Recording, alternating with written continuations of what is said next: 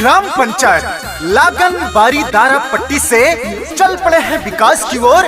विकास की गंगा बहाने प्रधान पद के कर्मठ ईमानदार जुझारू व संघर्षशील प्रत्याशी रमाकांत उर्फ कुल्ली यादव जी तो याद रखेगा, आने वाले प्रधानी के चुनाव में अब की बार अपना वोट और आशीर्वाद देकर कुल्ली यादव जी को जिताना है, अपना प्रधान बनाना है।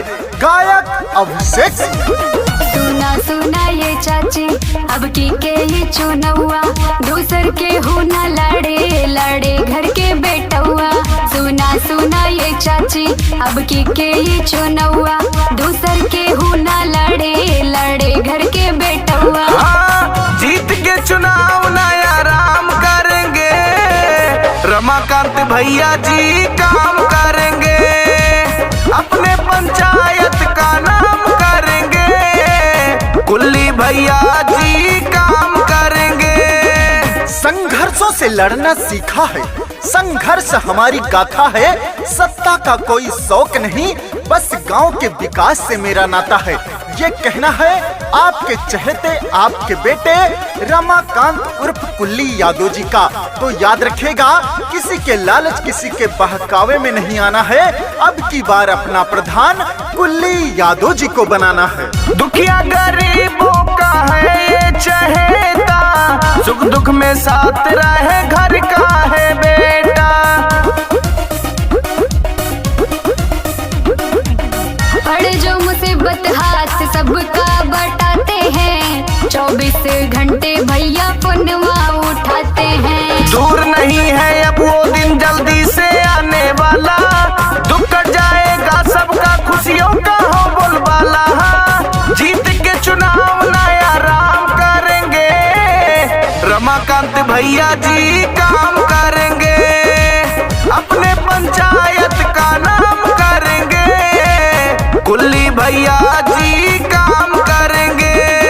सुना है समंदर को बड़ा गुमान आया है, उधर ही ले चलो कश्ती जिधर तूफान आया है। जिधर भी जाते हैं कुल्ली यादव भैया, सब लोग यही कहते हैं अपने ग्राम पंचायत का होने वाला प्रधान आया है। ना तो जात पात में भेदभाव करते हैं, गरीबों के साथ कंधे से कंधा मिला के चलते हैं, सबके सुख दुख में हमेशा खड़े रहते हैं, आपके चहेते कुल्ली यादव भैया जी।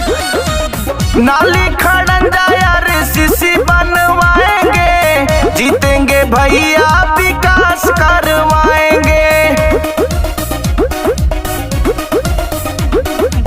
जो भी कहते हैं भैया करके दिखाते, इसलिए गौआ के शेर कहाते।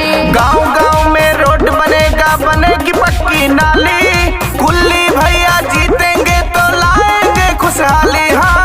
जीत के चुनाव नया राम करेंगे, रमाकांत भैया जी काम करेंगे, अपने पंचायत का नाम करेंगे, कुल्ली भैया जी काम करेंगे।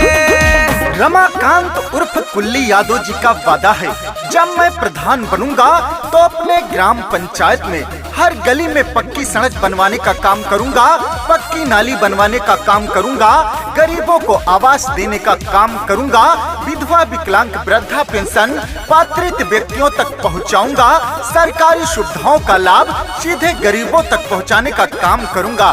तो याद रखिएगा, अब की बार एक चुने नेक चुने और प्रधान उसी को चुने जो आप सबकी सुने। हर माँ का बेटा बहनों के भाई, जनता की हक की ये लड़ते लड़ाई।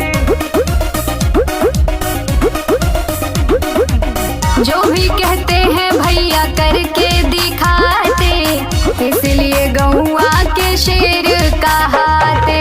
अभिषेक सिंह हाथ जोड़ के सबसे यही ये कहते, भैया जी जनता के सेवक बन बैठे चाहते।